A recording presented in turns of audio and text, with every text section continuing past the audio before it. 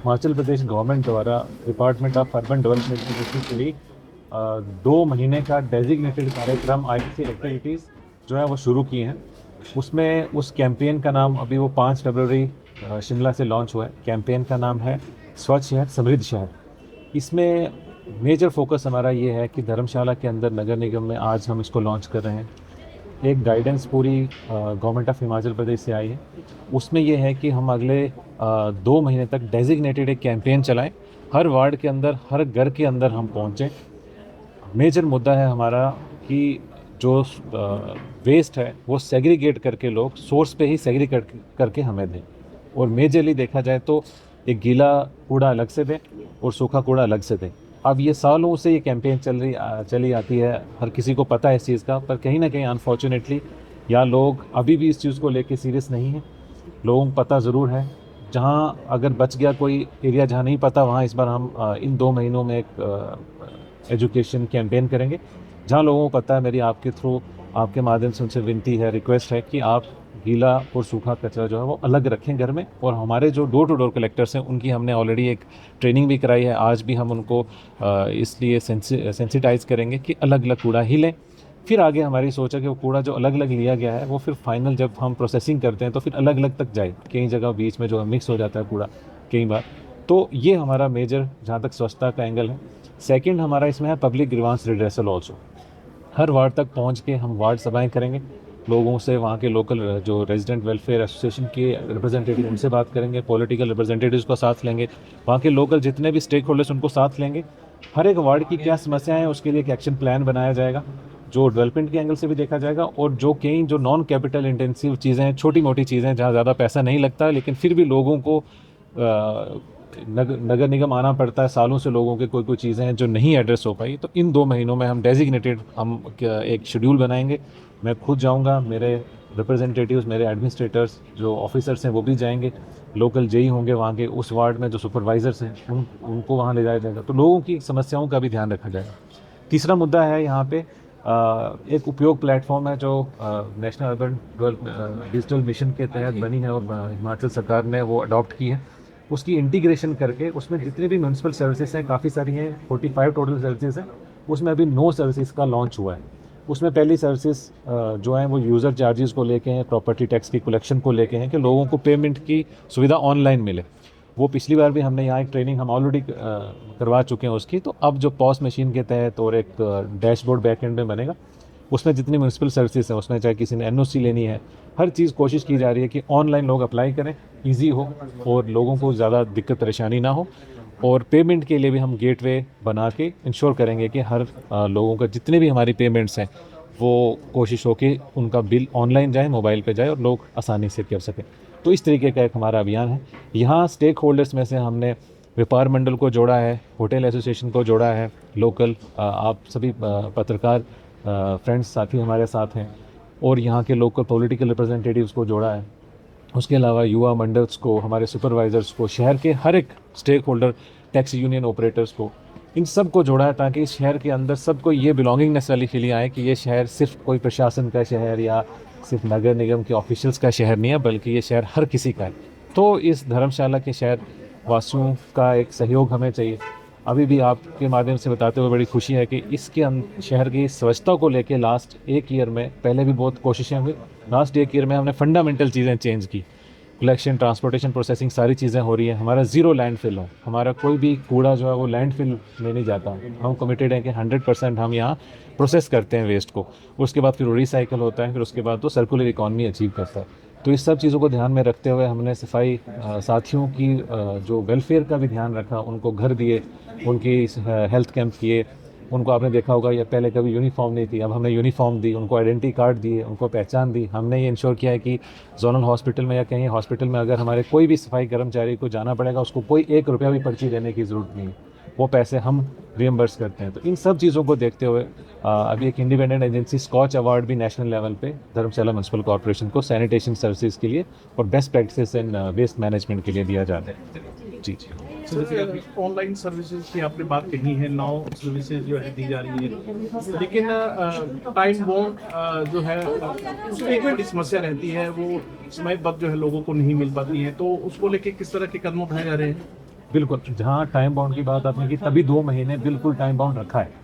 और हिमाचल प्रदेश सरकार ने रखा है कि 2 महीने खत्म होने के बाद शिमला में प्रोग्राम होगा, उसमें इंश्योर किया जाएगा कि इस 2 महीने में सभी यूएलबीज, पूरे हिमाचल की यूएलबीज ने किसने कितना काम किया। हम धर्मशाला में, हम क्योंकि 2 स्टेप ऑलरेडी आगे हैं, हम इस प्रोग्राम लॉन्च करने से पहले ही आपको पता है कि हम इस कदम में ट्रेनिंग भी करवा चुके थे और लोगों को सेंसिटाइज भी करा चुके।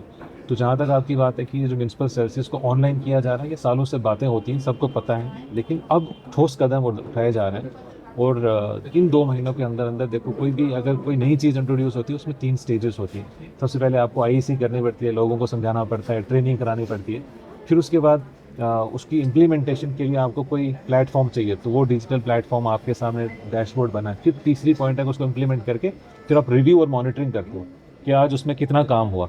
ये रिव्यू और मॉनिटरिंग का शिमला में भी सेल बनाया गया, हमने यहाँ कॉर्पोरेशन में भी सेल बनाया। तो हम इंश्योर करेंगे कि पूरे दिन की कितनी हमारे पास एप्लीकेशंस आ रही हैं, हमारे पास पेमेंट्स कितनी आ रही हैं, कितने इनके इशू हैं। और दूसरा, आपके माध्यम से शहर के अंदर सफाई का सिर्फ कूड़े की बात नहीं होती, एक शहर की व्यवस्था ठीक हो, उसमें बहुत सारे पहलू हैं। जैसे हमने स्मार्ट रोड बनाया, आपको देखा, आप आंखों को प्लीजिंग लगता है, कई चीज़ें थी, हमने पेडेस्ट्रियन पाथ बनाया, लेकिन जो जगह खाली हुई है आपने देखा होगा, लोग शहर के अंदर जो है वो गाड़ियाँ खड़ी करके जा रहे हैं। तो अब शहर के अंदर हाउस ने पास किया है कि एक गाड़ी जो साइड पर खड़ी होगी, हम उसका यूज़र फ़ी ऑलरेडी हमने इस हाउस में डिसाइड कर दिया पीछे।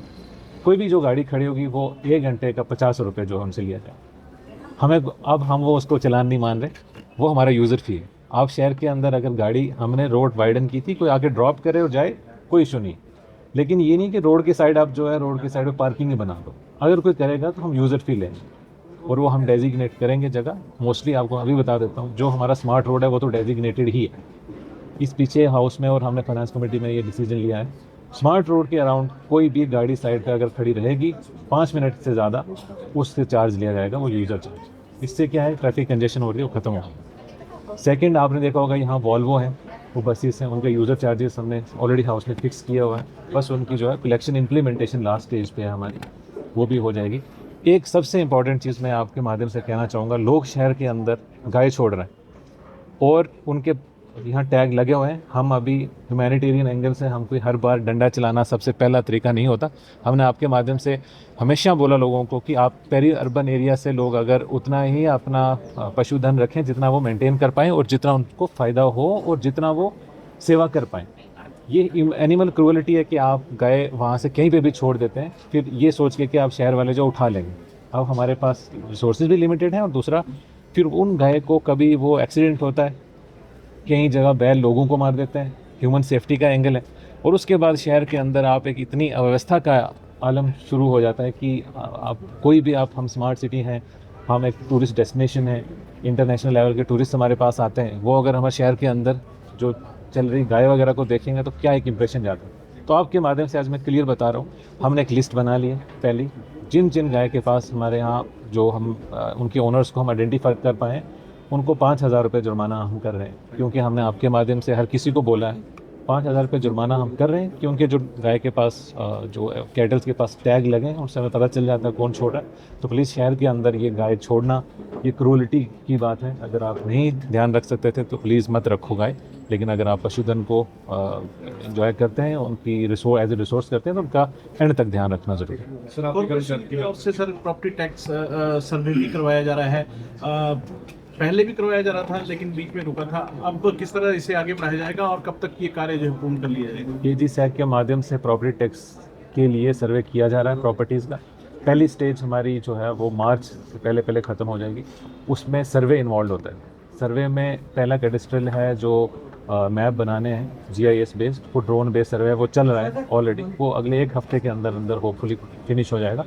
फिर हमारा मार्च में ये डेजिग्नेटेड होगा कि हम हर घर तक स्पॉट इंस्पेक्शन या स्पॉट वेरिफिकेशन या सर्वे भी होता है। उसमें हर घर के सामने का फ्रंट फसाड भी लिया जाएगा और किस घर के अंदर कितने फ्लोर्स हैं। प्रॉपर्टीज़ और यूनिट एरिया मेथड अडॉप्ट किया जा रहा है, पूरे हिमाचल प्रदेश में किया हुआ है, हमने भी किया हुआ है। उसमें बहुत आसान है। पहले क्या होता था कि हम एनुअल रेंटल वैल्यू करते थे, पहले उस किसी की प्रॉपर्टी से रेंट कितना आ रहा है वो असेस करना पड़ता था, बहुत कमरसम प्रोसेस है, कम है ज़्यादा है कौन ध्यान रखता है। अब बहुत ईजी है, किसी की प्रॉपर्टी का क्या कितना एरिया है, बस वही एक इनपुट है, उसके बाद अपने आप फॉर्मूला है वहाँ से सीधा निकलता है। और मैं आपके माध्यम से बताना चाहता हूँ, कई लोगों को कन्फ्यूजन होता है, वो पहले था जब रेंटल वैल्यू थी तब था कि जी हमारे यहाँ आज जो है ये प्रॉपर्टी हमारी तो किराए पे चढ़ी नहीं है तो हम नहीं देंगे इसका, वो अब वैसा नहीं है।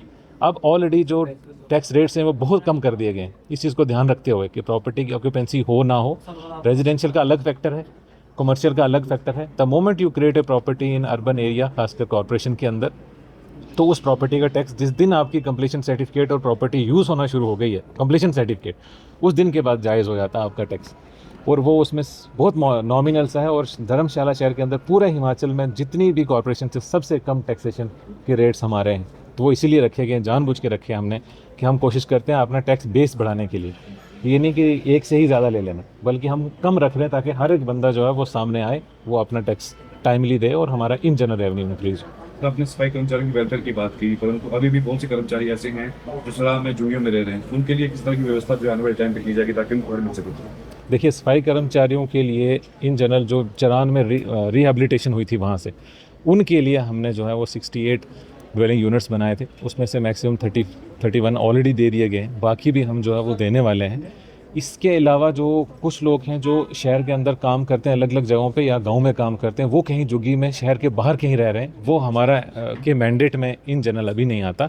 पर क्योंकि ये ह्यूमन वेलफेयर का एंगल है, तो हम वहाँ के उस एरिया से वीडियो से भी बात करेंगे कि कौन लोग हैं, किस तरीके से रहते हैं। कोशिश हमारी ये है कि जो चरान में रीडेवलपमेंट है उनको सेटल किया जाए। उसके अलावा प्रधानमंत्री आवास योजना में और भी आगे फिर हम प्रपोजल भेजेंगे, क्योंकि यहाँ ना एक लिस्ट बनती है, एक बार 2016 की लिस्ट है, उसको सैचुरेट किया जाता है, उसके बाद फिर सेकंड आएंगे। तो देखते हैं कि प्रधानमंत्री आवास योजना या HSDP में नेक्स्ट किस तरीके का करना है, क्योंकि शहर के अंदर कोशिश तो की जाती है, लेकिन जो स्लम डेवलप जो है हो ही जाते हैं विद टाइम। तो हमारी कोशिश है, मैं आपके माध्यम से बताना चाहूँगा, आइडियली उन लोगों की जो कॉन्ट्रैक्टर्स यहाँ अपने लेबर लेके आते हैं, उनका काम है कि वो उनके हाउसिंग का भी ध्यान रखें साथ में। तो नगर निगम की बात करें, बहुत से लोगों का महत्वपूर्ण योगदान जो है इनको साफ रखने में है। रैशन सलाह की बात करें तो बहुत से लोग ऐसे हैं जो यहाँ पे हर दिन जो है बदलने आते हैं, पर उनके अवसर अपने घर नहीं है, तो उनके लिए कुछ किया जाएगा? देखो, अभी तो हाउसिंग में फर्स्ट फेज़ में तो वो लोग हैं जो यहाँ हैं, जहाँ से रिहेबिलिटेट उनको किया गया था, उनका ध्यान रखा जा रहा है। बाकी अर्बन हाउसिंग में इन जनरल जैसे प्रोजेक्ट बनाए जाते हैं, उसमें फिर रेंटल प्रॉपर्टीज़ दी जाती हैं, जो लोग किराए पे आते हैं उनको सस्ते में, उसका अभी वो नेक्स्ट फेज़ में सोचा जाएगा। अभी तक तो हमारा पहले जो है, जो जितने लोगों को यहाँ से रिहेबिलिटेशन की ज़रूरत है, उन पे फोकस किया जाए। सर, जैसे आपने बताया कि 5 मिनट के लिए जो गाड़ी खड़ी रहेगी उससे ज़्यादा चार्ज, कई लोग जो है पूरा दिन और पूरा रात जो है गाड़ियाँ खड़ी रखते हैं, उसके लिए क्या कुछ ज़्यादा चार्जेस होंगे? नहीं, वो 100% ऐसा है कि जो वो फिर स्लैब्स हैं टाइम के हिसाब से, ठीक है, कि 1 आवर है या कितना है, वो पूरे हमारे हाउस में पास हुए हैं, वो उस हिसाब से लगे। जी।